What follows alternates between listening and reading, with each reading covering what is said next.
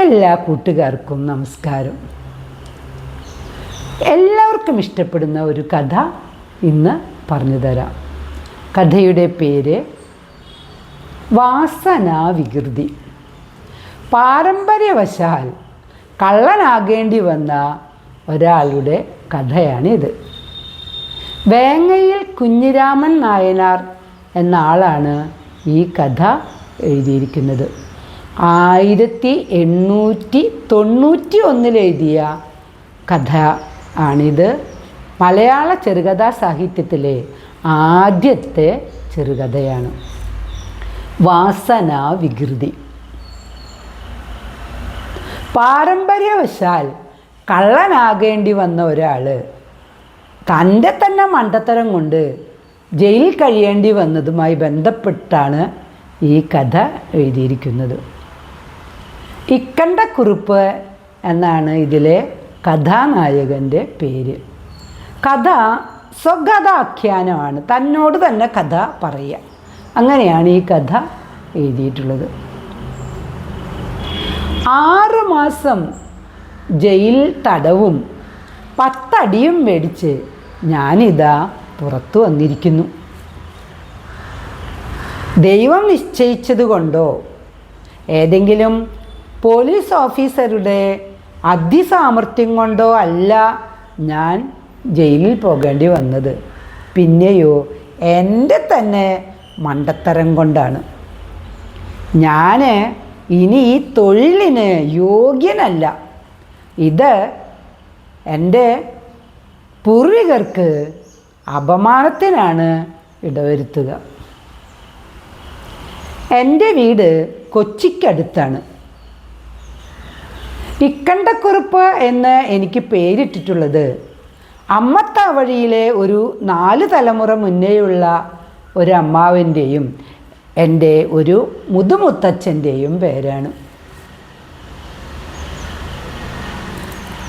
അമ്മത്താവഴിയിലുള്ള ഇക്കണ്ടക്കുറുപ്പ് ഒരു കള്ളനായിരുന്നു. മുതുമുത്തച്ഛനും കുറച്ചൊരു ആ സ്വഭാവമുള്ള ആൾ തന്നെ. അവരുടെ ഓർമ്മയ്ക്കാണ് എൻ്റെ ഈ പേരിട്ടതെങ്കിലും ആ സ്വഭാവം, ആ വാസന എന്നിലില്ലാതിരിക്കാൻ വേണ്ടി എന്നെ വളർത്തുന്നവർ കുറച്ചൊന്ന് പരിശ്രമിച്ചിട്ടുണ്ട്. അവരതിൽ പരാജയപ്പെട്ടു എന്നുള്ളത് അവരുടെ കുറ്റമല്ല. ആ കളവെന്ന വാസന എന്നിൽ ഉണ്ട്. കുട്ടിയായിരിക്കുമ്പോൾ തന്നെ കളവ് എനിക്കൊരു ഹരമായിരുന്നു. തീരെ ചെറിയ പ്രായത്തിൽ പഠിക്കാനും ഞാൻ നല്ല മിടുക്കനായിരുന്നു. എന്നാൽ കാവ്യങ്ങളൊക്കെ ഞാൻ വേഗത്തിൽ പഠിച്ചെടുക്കും. പക്ഷേ എൻ്റെ താല്പര്യം അതിലൊന്നും ആയിരുന്നില്ല. 20 വയസ്സൊക്കെ ആയപ്പോഴേക്കും എനിക്ക് തീരെ ചെറിയ സാധനങ്ങളൊന്നും കട്ടാൽ പോരാ എന്നായി. കളവിൻ്റെ കാര്യത്തിൽ ഞാൻ ഇക്കണ്ടക്കുറുപ്പ് എന്ന അമ്മാവൻ്റെ പാരമ്പര്യമല്ല സൂക്ഷിച്ചിരുന്നത്. മുതുമുത്തച്ഛനായ കുറുപ്പിൻ്റെ പാരമ്പര്യമാണ്. എനിക്ക് സംഘം ചേർന്നുള്ള കളവ് ഇഷ്ടമല്ല. അതിന് പോയി കഴിഞ്ഞാൽ മറ്റുള്ളവർ വിചാരിച്ച പോലെ നമ്മൾ പണിയെടുക്കണം, കിട്ടുന്ന വസ്തു പങ്കുവയ്ക്കണം. ഇതൊന്നും എനിക്കിഷ്ടമല്ല. എൻ്റെ സ്വന്തം ഇഷ്ടത്തിന് പോയി ഞാനൊരു പരിപാടി ആസൂത്രണം ചെയ്ത് അതിൽ വിജയിച്ച് കിട്ടിയത് മുഴുവൻ എനിക്ക് സ്വന്തമായിട്ട് എടുക്കുക. അതാണ് എനിക്കുള്ള താല്പര്യം. കാടിനോട് ചേർന്നിട്ടുള്ള ഒരു സ്ഥലത്തായിരുന്നു എൻ്റെ വീട്.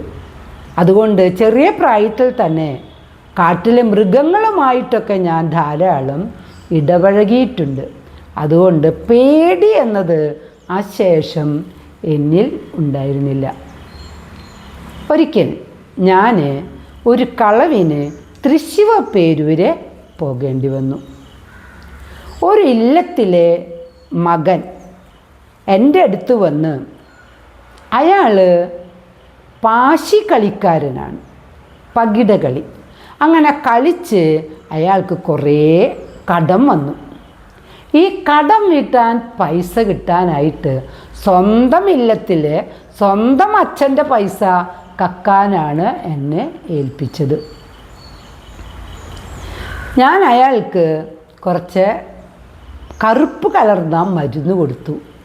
ഇതിൽ 4/1 കലക്കി അച്ഛന് ഉറങ്ങാൻ നേരത്ത് കൊടുക്കണമെന്നും പറഞ്ഞിട്ടുണ്ടായിരുന്നു. കക്കാൻ ചെന്ന് ഞാൻ വേഗത്തിൽ കയ്യിൽ കിട്ടുന്നതൊക്കെ കൈക്കലാക്കി.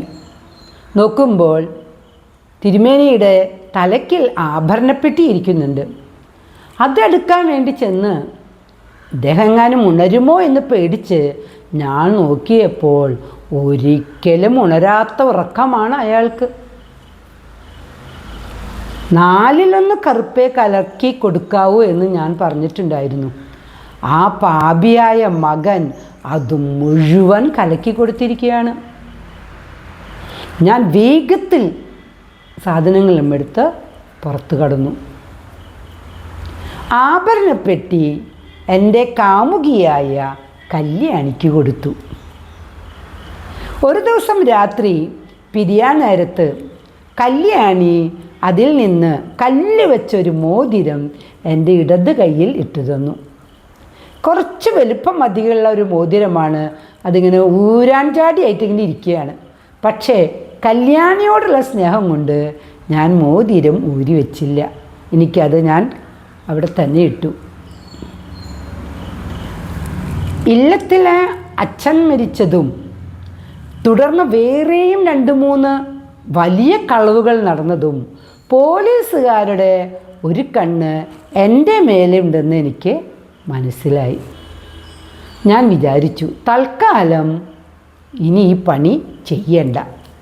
കുറച്ച് നാൾ ചെന്നൈയിലോ എവിടെയെങ്കിലുമൊക്കെ ഒന്ന് കറങ്ങി നടക്കാം. ഒരു കോടതിക്ക് അവധി പോലെ ഞാൻ കരുതിയിട്ടുള്ളൂ. അങ്ങനെ ഞാൻ ചെന്നൈയിൽ പോയി. 1 മാസത്തോളം ഞാൻ അവിടെ പലതും നടന്ന് സമയം ചെലവഴിച്ചു. ഒരു ദിവസം ബുജ്ലി തെരുവിൽ ചെന്നപ്പോൾ നല്ല തിരക്കാണ്. അവിടെ അതിസുന്ദരിയായ ഒരു സ്ത്രീ വന്നിരിക്കുന്നു.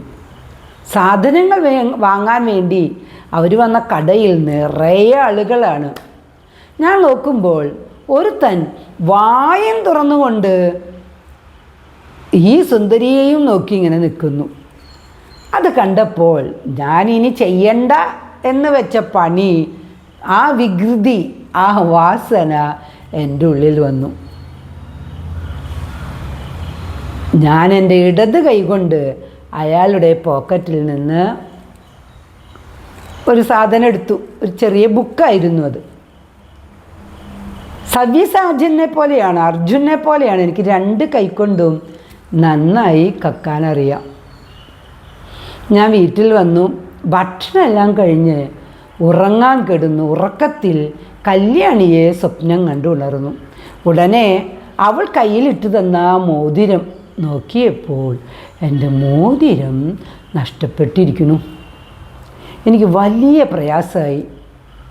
ഞാൻ നേരം വെളുത്തതും ഞാൻ അവിടെ മുഴുവനും ഇന്നലെ പോയി ആ തെരുവും ഒക്കെ പോയി നോക്കി. മോതിരം കിട്ടിയില്ല. ഇനി ആർക്കെങ്കിലും കിട്ടിയിട്ട് അത് പോലീസ് സ്റ്റേഷനിൽ എങ്ങാനും ഏൽപ്പിച്ചാലോ? ആ മോതിരത്തിനോടുള്ള എൻ്റെ ഒരു താല്പര്യം മൂലം ഞാൻ പോലീസ് സ്റ്റേഷനിലും പോയി പറഞ്ഞു. ഇതൊരു മണ്ടത്തരമാണെന്ന് മനസ്സിലാക്കാനുള്ള ബുദ്ധി അന്നേരം എന്നിലുണ്ടായില്ല. അന്ന് വൈകിട്ട് കോൺസ്റ്റബിള് എൻ്റെ വീട്ടിൽ വന്നു. എൻ്റെ നഷ്ടപ്പെട്ട മോതിരം തരാൻ വരുന്നതായിരിക്കുമെന്ന് ഞാൻ കരുതി. എന്നാൽ അയാൾ മോതിരം തരാൻ മടിക്കുന്ന പോലെ തോന്നിയപ്പോൾ അയാൾക്ക് കൊടുക്കാനായിട്ട് ഞാനൊരു 5 രൂപ എടുത്തു. അപ്പോഴേക്കും അയാൾ എന്നോട് ചോദിച്ചു, നിൻ്റെ ഈ മോതിരം എങ്ങനെയാണ് എൻ്റെ കയ്യിൽ വന്നതെന്ന് നിനക്ക് മനസ്സിലായോ? അപ്പോഴാണ് ഞാൻ അപകടം മനസ്സിലാക്കിയത്. ഞാൻ ഉണർന്നു നോക്കുമ്പോഴേക്കും എൻ്റെ കയ്യിൽ വിലങ്ങ് വീണു. അയാൾ എൻ്റെ പോക്കറ്റിൽ നിന്ന് ഇന്നലെ ഞാൻ അയാളുടെ പോക്കറ്റടിച്ച് മേടിച്ച പുസ്തകവും എടുത്തു. അങ്ങനെ എനിക്ക് ശിക്ഷ കിട്ടി. ഞാനിപ്പോഴിതാ പുറത്തു വന്നിരിക്കുന്നു. ഇനി എന്തായാലും ഈ കളവ് എന്ന എൻ്റെ തൊഴിൽ ഞാൻ നിർത്താൻ തീരുമാനിച്ചു. ഞാൻ ഇനി നന്നാവാൻ തീരുമാനിച്ചു. അതുകൊണ്ട് ഇനി കക്കുന്നില്ല എന്ന് തീരുമാനിച്ച് ഞാൻ കാശി യാത്രയ്ക്കൊക്കെ ആയിട്ട് പോവുകയാണ്. ഇക്കണ്ട കുറിപ്പ്. കഥ ഇവിടെ തീർന്നിരിക്കുന്നു.